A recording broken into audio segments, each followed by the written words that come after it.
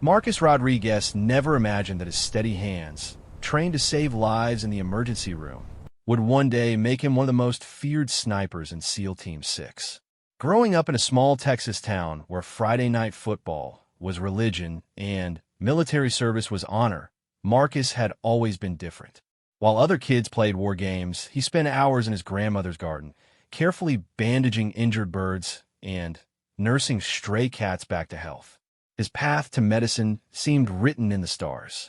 At 17, he was already volunteering at the local hospital, shadowing doctors, and learning everything he could about trauma care. His precision with sutures was legendary among the nursing staff, who often joked that he could probably stitch a patient's wound with his eyes closed. Marcus had a gift that went beyond technical skill. He could remain calm under the most intense pressure, his heartbeat steady even when chaos erupted around him. The September morning that changed everything started like any other. Marcus was finishing his pre-med studies at the University of Texas when he received the call that his younger brother Diego had been killed in Afghanistan. Diego, a Marine infantry soldier, had stepped on an improvised explosive device while on patrol in Helmand Province. The news hit Marcus like a physical blow, leaving him hollow and searching for purpose. At the funeral, Marcus stood at attention as the flag was folded and presented to his mother. The ceremony was beautiful and heartbreaking, but what stayed with him was the conversation he had afterward with Diego's commanding officer, Colonel Harrison. The older man pulled Marcus aside and spoke quietly about Diego's courage, his dedication to his fellow Marines, and how he had died trying to save a wounded teammate. "Your brother talked about you all the time," Colonel Harrison said, his weathered face serious.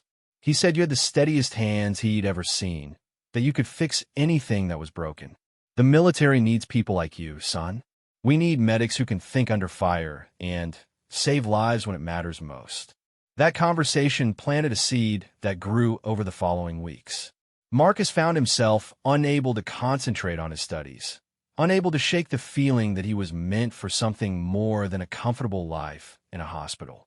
He began researching military medical programs, reading about combat medics who had made the difference between life and death in the world's most dangerous places. 3 months after Diego's funeral, Marcus walked into the Navy recruiting station in Austin. The recruiter, Petty Officer Williams, was a former corpsman who had served multiple deployments in Iraq and Afghanistan.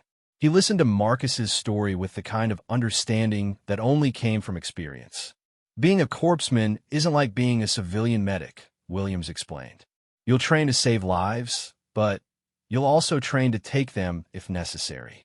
Every corpsman is first and foremost a sailor, and sometimes it means fighting alongside the Marines you're sworn to protect." Marcus nodded, his decision already made. "I understand. I want to serve." The next 8 months transformed Marcus in ways he never could have imagined. Navy boot camp in Great Lakes, Illinois, stripped away his civilian softness and rebuilt him as a warrior. The physical training was brutal, but Marcus's determination to honor Diego's memory pushed him through every grueling exercise. He excelled in every phase of training, earning the respect of his drill instructors and fellow recruits. Hospital Corpsman School at Fort Sam Houston brought Marcus back to familiar territory, but with a military twist. He learned advanced trauma care, emergency surgery techniques, and how to treat everything from gunshot wounds to chemical burns. His instructors quickly recognized his natural talent and unwavering focus. While other students struggled with the pressure of treating simulated casualties under time constraints, Marcus thrived. The real test came during Field Medical Service School at Camp Pendleton, where Navy corpsmen learned to work with Marine infantry units. This was where Marcus first experienced the unique bond between Marines and their docs. He learned to march with full combat gear, to dig fighting positions, and to provide medical care while under simulated enemy fire. During one particularly intense training exercise, Marcus's squad was ambushed while on patrol. As blank rounds cracked overhead and smoke grenades created chaos, Marcus found himself treating a Marine with a simulated sucking chest wound. Despite the noise and confusion, his hands moved with practiced precision, his voice calm as he talked the wounded Marine through the treatment. "Outstanding work, Rodriguez," Sergeant Major Collins said after the exercise. "You've got ice water in your veins. Have you ever considered special operations?" The question caught Marcus off guard.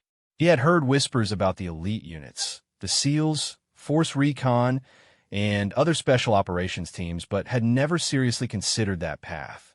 He was a medic, not a warrior. "I'm not sure I'm cut out for that, Sergeant Major," Marcus replied honestly. Collins smiled knowingly. "The best operators are often the ones who don't think they're ready. You've got something special, Rodriguez. The way you stay calm under pressure, the way you make split-second decisions, those are gifts that can't be taught." Think about it.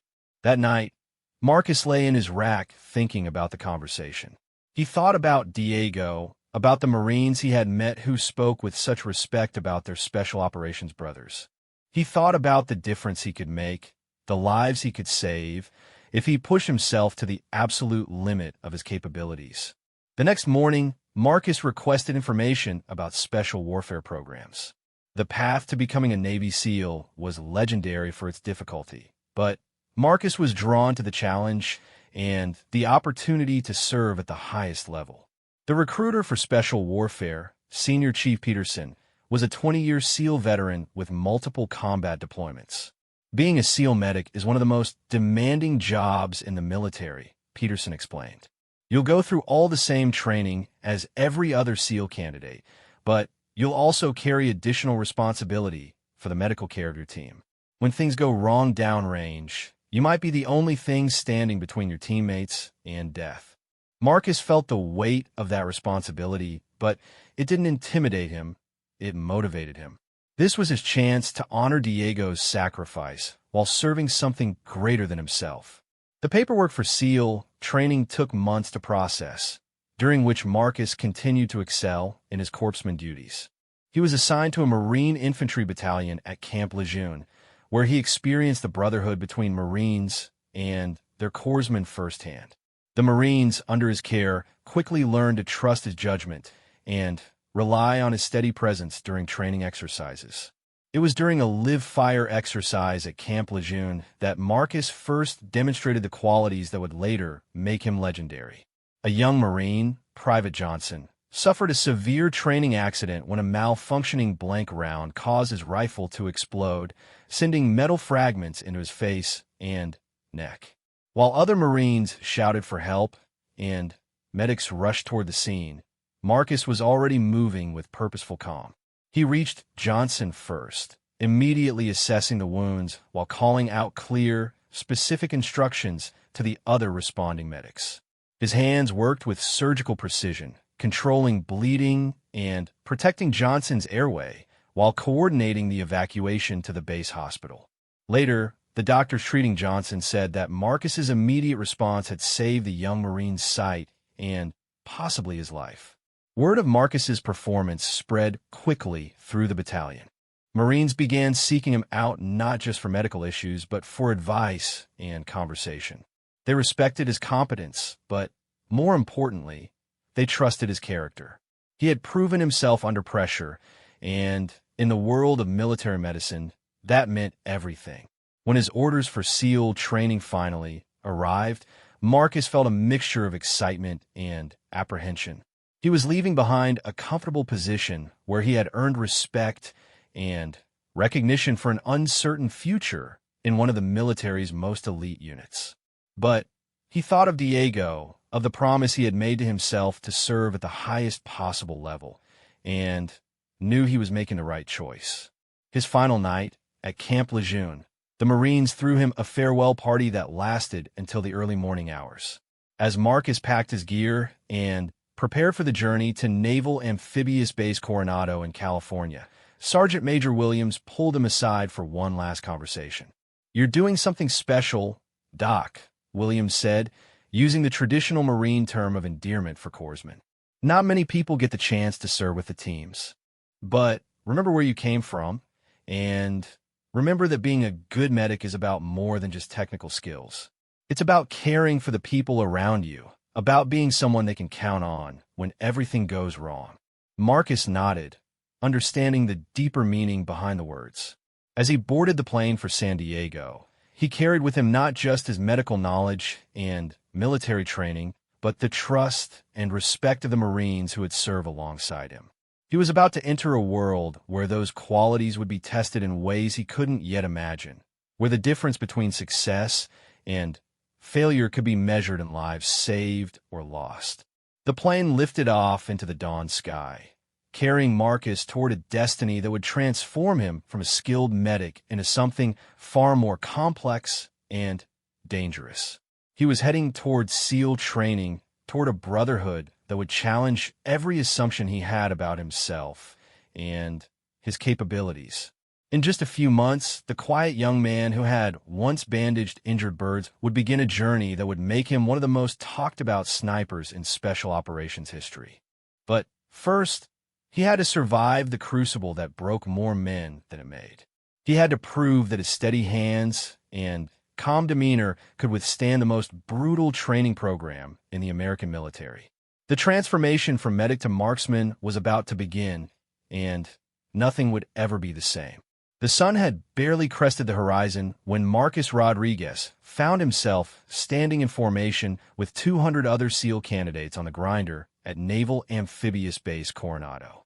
The Pacific Ocean stretched endlessly to the west, its waves providing a constant soundtrack that would become as familiar as breathing over the next 6 months. Around him, men from every branch of the military and all walks of life shuffled nervously, each one believing he had what it took to become a Navy SEAL. Instructor Chief Petty Officer Ramirez paced in front of the formation like a predator sizing up prey. His weathered face bore the scars of multiple combat deployments, and his eyes held the kind of intensity that came from seeing too much and surviving it all. When he spoke, his voice carried the authority of someone who had earned the right to test these men's limits. "Welcome to Basic Underwater Demolition/SEAL Training," Ramirez announced. "Look to your left, look to your right. Statistically, only 25 of you will be here at graduation. The rest of you will quit, get injured, or be dropped for performance. This program doesn't care about your college degree, your athletic achievements, or how tough you think you are. It only cares about one thing: whether you have what it takes to be a SEAL." Marcus felt the weight of those words, but unlike some of the younger candidates around him, he wasn't intimidated by the threat. His experience as a corpsman had taught him that mental toughness was often more important than physical strength, and that the ability to function under extreme stress was what separated good operators from great ones.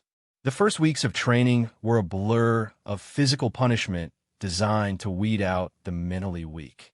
4-mile runs in soft sand, ocean swims in frigid water, and endless calisthenic sessions pushed every candidate to their breaking point. But it was during the infamous log PT sessions that Marcus first began to distinguish himself. Log PT required teams of 7 men to work together to carry, lift, and maneuver telephone pole-sized logs weighing over 150 pounds. Success depended not on individual strength, but on teamwork, communication, and the willingness to suffer together. While other teams struggled with personality conflicts and competing egos, Marcus's natural leadership and medical background helped him recognize when his teammates were reaching their physical limits. "Johnson's cramping up," Marcus called out during a particularly brutal session, noticing the subtle signs of heat exhaustion in one of his boat crew members. "We need to rotate positions and get some electrolytes in him." Instructor Phillips overheard the comment and moved closer to observe. He watched as Marcus seamlessly reorganized his team, ensuring that Johnson could continue while maintaining the group's performance. After the session, Phillips pulled Marcus aside. "You've got good situational awareness, Rodriguez," the instructor noted. "Most candidates are so focused on their own suffering that they miss what's happening around them. That kind of awareness will serve you well in the teams." As the weeks progressed, Marcus's reputation as both a competent operator and natural leader continued to grow. His medical knowledge proved invaluable during the countless injuries that were part of BUD/S training. When a candidate in another boat crew suffered a dislocated shoulder during surf passage, Marcus was there to reduce the injury and coordinate the evacuation. When heat injuries mounted during a particularly brutal beach run, Marcus moved through the formation, identifying candidates who needed immediate attention. The instructors began to take notice, not just of Marcus's medical skills, but of his unflappable demeanor under pressure. During night navigation exercises in the mountains east of San Diego, when other candidates panicked in the darkness and became lost, Marcus methodically worked through his navigation problems with the same calm precision he brought to medical procedures. Hell Week arrived in the 5th week of training like an approaching storm that everyone could see coming, but no one could truly prepare for. 5.5 days of continuous training with a total of only 4 hours of sleep, designed to push candidates beyond any reasonable human limit. It was during Hell Week that legends were born and dreams were shattered, often within the same hour. The week began with surf torture. Candidates sitting in the frigid Pacific Ocean while instructors sprayed them with hoses and sand flew through the air. Within the first 6 hours, a dozen men had quit, unable to handle the combination of cold, exhaustion, and psychological pressure. Marcus endured the torture by focusing on his breathing and thinking about Diego, about the promise he had made to serve at the highest level. On the 3rd night of Hell Week, during a particularly brutal evolution called Steel Pier, Marcus's boat crew was struggling.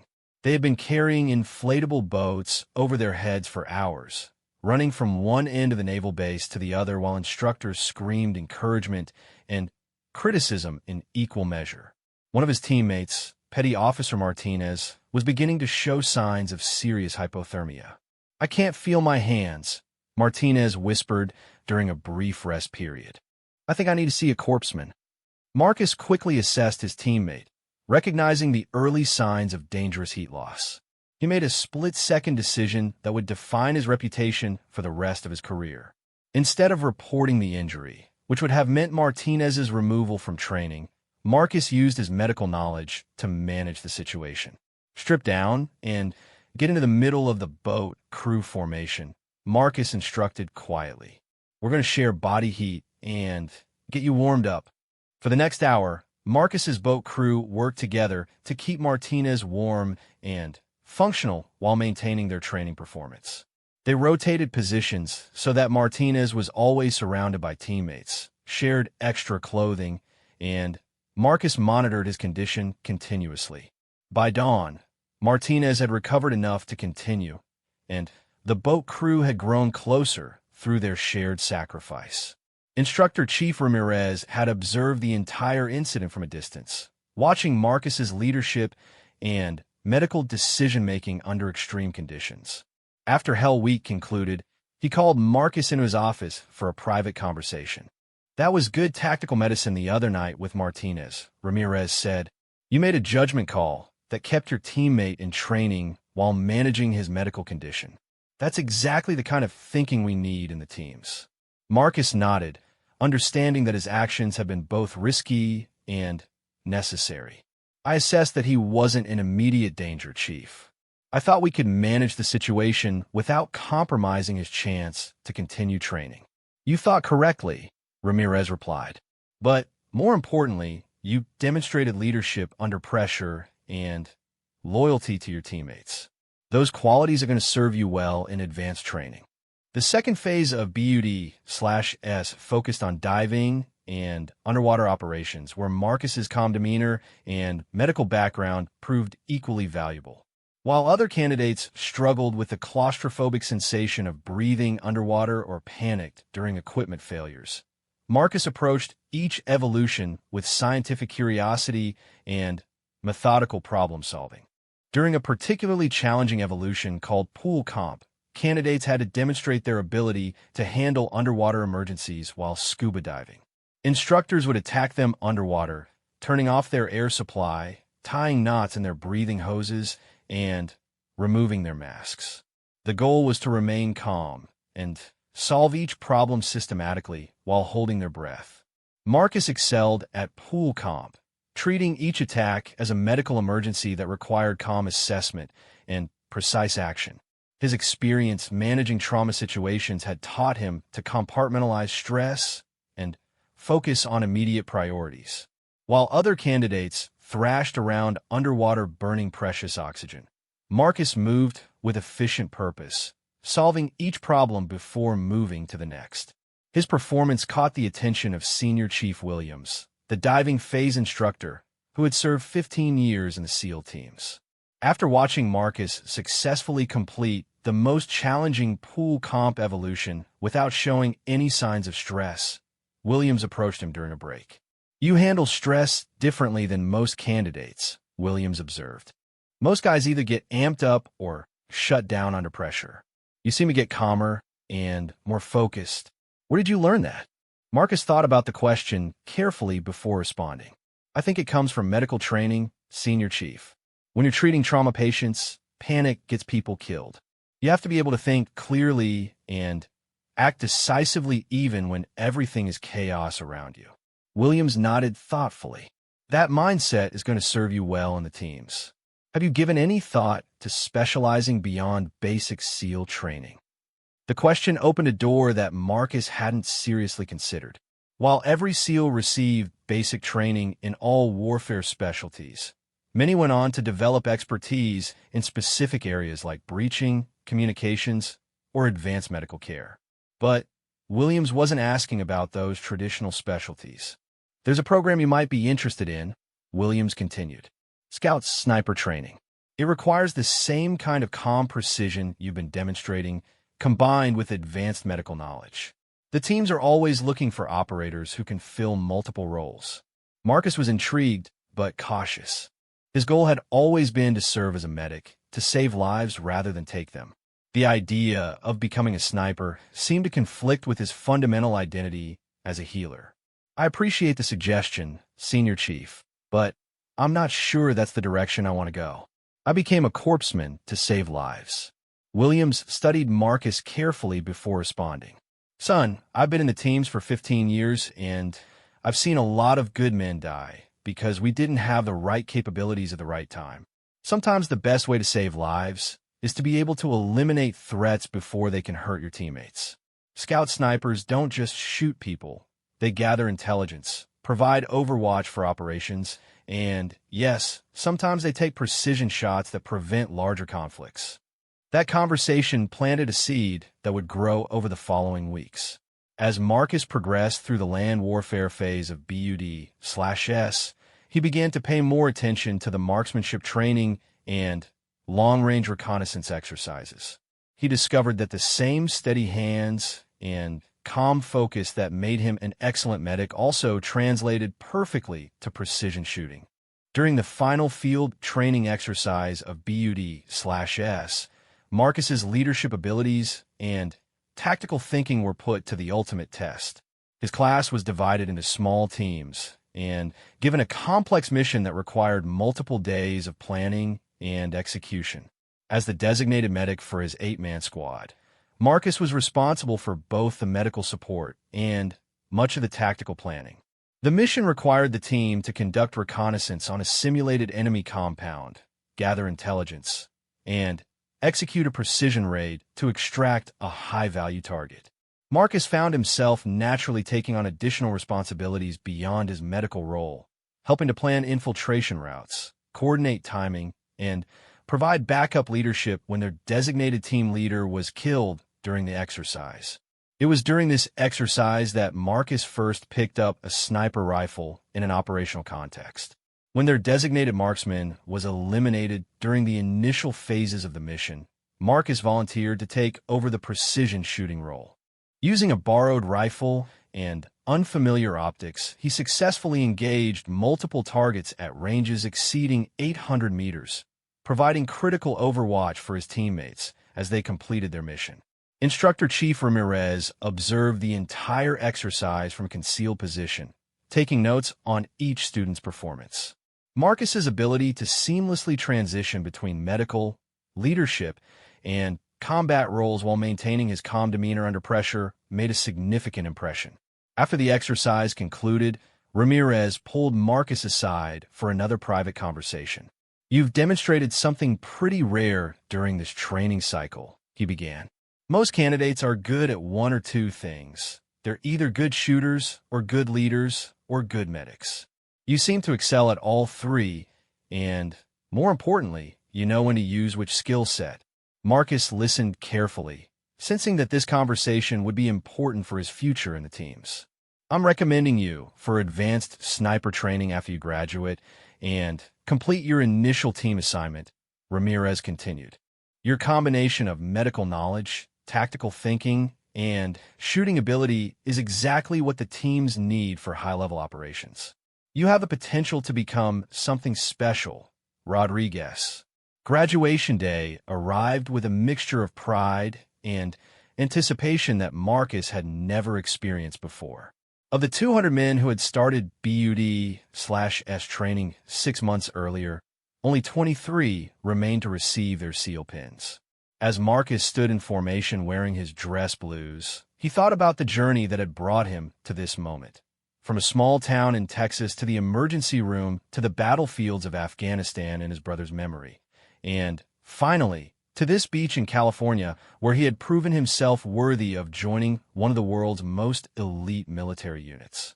But, even as he celebrated this achievement, Marcus knew that his transformation was far from complete.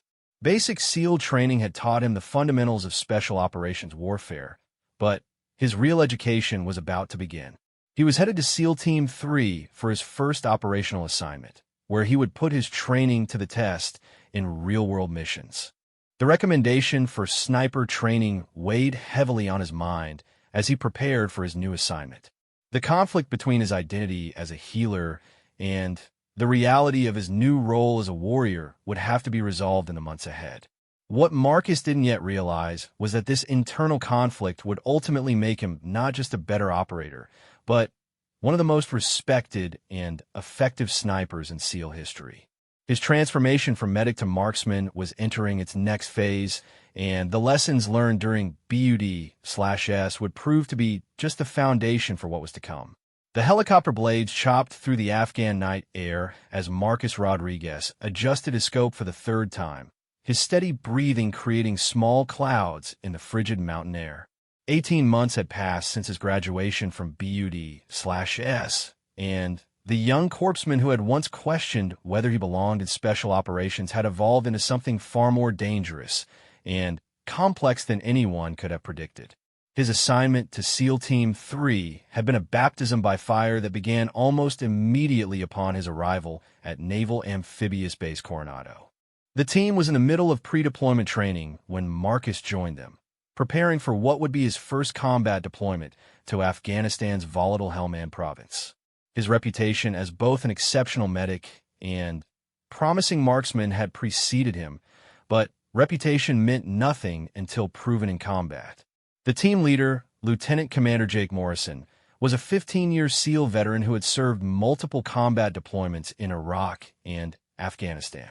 Morrison had specifically requested Marcus based on the glowing recommendations from his BUD/S instructors, but he made it clear that rookie SEALs needed to prove themselves through performance, not potential. "I don't care what your instructors said about you, Rodriguez," Morrison had told him during their first meeting. "In the teams, you earn respect through consistent performance over time. Be ready to work twice as hard as everyone else until you prove you belong here." Marcus took those words to heart, throwing himself into the team's pre-deployment training with the same intensity he had brought to BUD/S. He excelled in close-quarters battle training, advanced medical procedures, and long-range reconnaissance, but it was during marksmanship training that his true potential began to emerge. The team's senior sniper, Chief Petty Officer Tom Hawkins, was a legend within the SEAL community. He had served 8 combat deployments and held the unofficial record for the longest confirmed kill shot by a SEAL sniper. Hawkins was known for his perfectionist approach to long-range shooting and his ability to spot potential in young operators. During a training exercise at the remote ranges east of San Diego, Marcus was filling in as a backup sniper when Hawkins noticed something unusual about his shooting style. While other snipers relied heavily on technology and ballistic computers, Marcus seemed to intuitively understand wind patterns, atmospheric conditions, and target behavior in ways that couldn't be taught. "You're reading the environment differently than most shooters," Hawkins observed after watching Marcus successfully engage targets at 1,200 meters in challenging wind conditions. "Most guys fight the conditions. You're working with them. Where did you learn that?" Marcus considered the question carefully. "I think it comes from medical training, Chief. When you're treating patients, you learn to read subtle signs and changes that might not be obvious to someone else. You develop a feel for how systems interact with each other." Hawkins nodded slowly, recognizing something special in the young operator. "I want you to start training with the sniper section. We'll see if that intuition translates to real-world operations." The transition from team medic to scout sniper wasn't immediate or easy. Marcus continued to serve as the team's primary medical officer while gradually taking on additional responsibilities as a precision marksman. This dual role required him to master two completely different skill sets while maintaining the high standards expected of all SEAL operators. The real test came during their deployment to Forward Operating Base Shank in Afghanistan's Logar province. The area was known for its challenging terrain, hostile local population, and constant threat from Taliban insurgents who had intimate knowledge of the mountainous landscape. For Marcus, it represented his first opportunity to apply his training in a real combat environment. His first combat mission was a night raid on a compound suspected of harboring high-value Taliban targets. Marcus served as the team medic while Hawkins provided sniper overwatch from a concealed position on a nearby ridgeline. The mission went smoothly until the extraction phase, when Taliban reinforcements arrived and pinned down the SEAL team with accurate small arms fire. Marcus found himself treating two wounded teammates while coordinating their evacuation under fire. His medical training had prepared him for trauma care, but nothing had prepared him for the emotional challenge of watching friends suffer while bullets cracked overhead. Yet he remained calm and focused, methodically treating wounds and coordinating with the helicopter pilots for medical evacuation. "Outstanding work under fire, Rodriguez," Morrison told him after the mission. "You kept your head when things got ugly, and you probably saved Johnson's life with that tourniquet placement." That first mission established Marcus's reputation as a competent operator, but it was his second deployment that would transform him into a legend. By this time, he had completed formal sniper training and was serving as Hawkins' spotter and backup shooter. Their partnership had developed into something approaching telepathy, with each man anticipating the other's needs and actions. The mission that changed everything began as a routine reconnaissance operation in the mountains near the Pakistan border. Intelligence had indicated that a high-value Taliban commander was operating from a remote village, and SEAL Team 3 was tasked with gathering information about his activities and potential capture opportunities.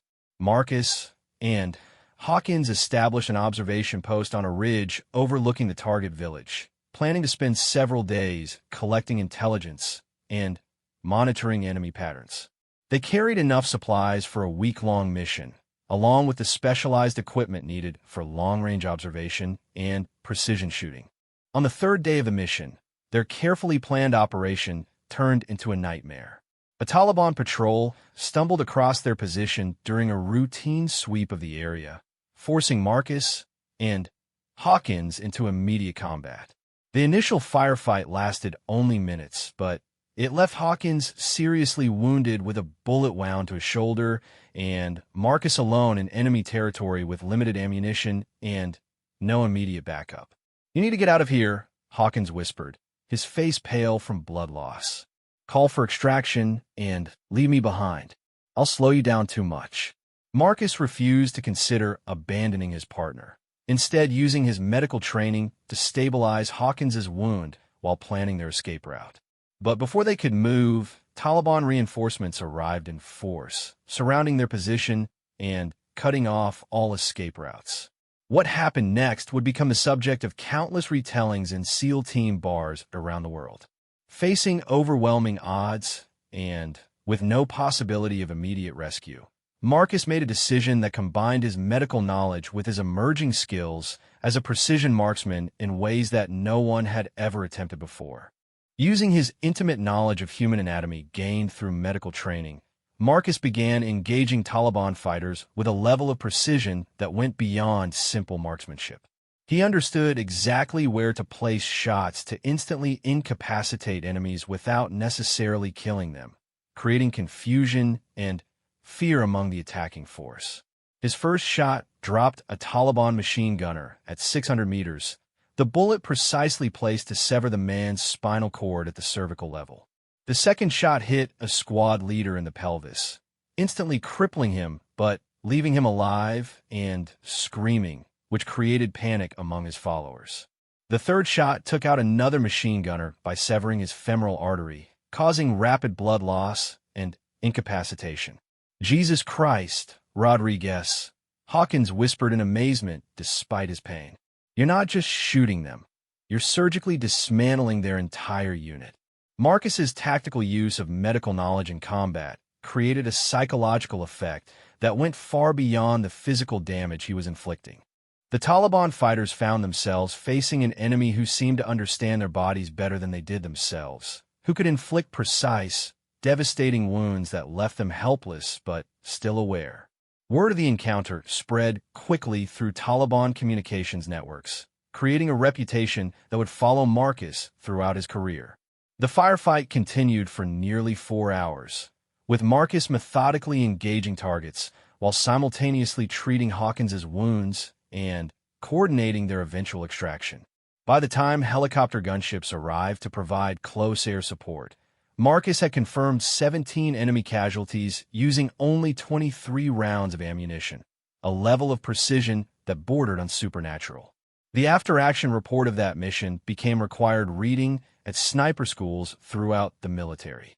Marcus had demonstrated that the combination of medical knowledge and marksmanship training could create capabilities that neither skill set possessed individually. His understanding of human anatomy allowed him to place shots with surgical precision, while his medical training helped him remain calm under the extreme stress of combat. Word of Marcus's performance reached the highest levels of Naval Special Warfare Command. Within weeks of his return from deployment, he received orders to attend the most advanced sniper training programs available to American military personnel. He spent the next year rotating between different schools and training programs, learning from the best marksmen in every branch of the military. At the Army's Special Operations Target Interdiction Course, Marcus broke every previous accuracy record while demonstrating shooting techniques that instructors had never seen before. His ability to engage multiple targets with minimal movement between shots, combined with his uncanny understanding of ballistics and atmospheric conditions, earned him a reputation as one of the most gifted natural shooters anyone had encountered. But it was during his assignment to SEAL Team 6 that Marcus truly became legendary. The Navy's most elite special operations unit operated in the shadows, conducting missions that officially never happened in places that didn't exist on any map. Here, Marcus's unique combination of medical expertise and precision marksmanship made him invaluable for operations that required both surgical precision and the ability to keep teammates alive under extreme conditions. His first mission with Team 6 involved the rescue of American hostages held by a terrorist organization in Somalia. The mission required a precision approach that would neutralize the hostage-takers without endangering the captives. Marcus was assigned as the primary sniper, responsible for eliminating threats, while a separate team conducted the actual rescue. The shot that made Marcus famous within the special operations community came during the final phase of that mission. A terrorist had grabbed one of the hostages and was using her as a human shield while threatening to detonate a suicide vest. The angle was impossible, the distance was extreme, and the margin for error was zero. Any mistake would result in the death of an innocent American civilian. Marcus studied the situation through his scope using his medical knowledge to identify the precise spot where a bullet would instantly incapacitate the terrorist without passing through to injure the hostage. The shot required him to thread a bullet through a gap of less than 2 inches, hitting the terrorist in a specific location that would cause immediate paralysis while avoiding major blood vessels that might spray the hostage. The bullet flew true, striking the terrorist exactly where Marcus intended and instantly severing his spinal cord at the base of the skull. The man dropped like a marionette with cut strings, releasing the hostage unharmed and allowing the rescue team to complete their mission without further casualties. That single shot established Marcus's reputation as the most precise marksman in the SEAL community, but it was his subsequent missions that cemented his legend. Over the next 3 years, he participated in dozens of operations across multiple continents, always serving the dual role of team medic and precision marksman. His fellow SEALs began calling him Doc Death, a nickname that perfectly captured his dual nature as both healer and destroyer. In the same mission, Marcus might save the life of a wounded teammate with emergency surgery performed under fire, then eliminate enemy threats with shots placed with surgical precision. The combination of skills that had once seemed contradictory to Marcus now felt completely natural. His medical training had taught him to value life and understand the human body's vulnerabilities. His sniper training had taught him to exploit those vulnerabilities with devastating effectiveness. Together, they made him uniquely capable of protecting his teammates and completing missions that others couldn't attempt. Stories of Marcus's exploits spread throughout the special operations community, often growing in the telling. There was the mission in Yemen where he simultaneously treated a wounded teammate while engaging enemy snipers at extreme range. The operation in Syria where his precision shots allowed a hostage rescue team to complete their mission without any civilian casualties. The classified operation that officially never happened where his medical expertise and marksmanship combined to achieve objectives that changed the strategic balance in an entire region. But perhaps the most telling story about Marcus came not from a combat mission, but from a training exercise of the Naval Special Warfare Development Group. A young SEAL candidate, struggling with the moral implications of his sniper training, approached Marcus for advice about reconciling his role as a warrior with his desire to serve others. Marcus listened carefully to the young man's concerns before responding with the wisdom earned through years of combat experience.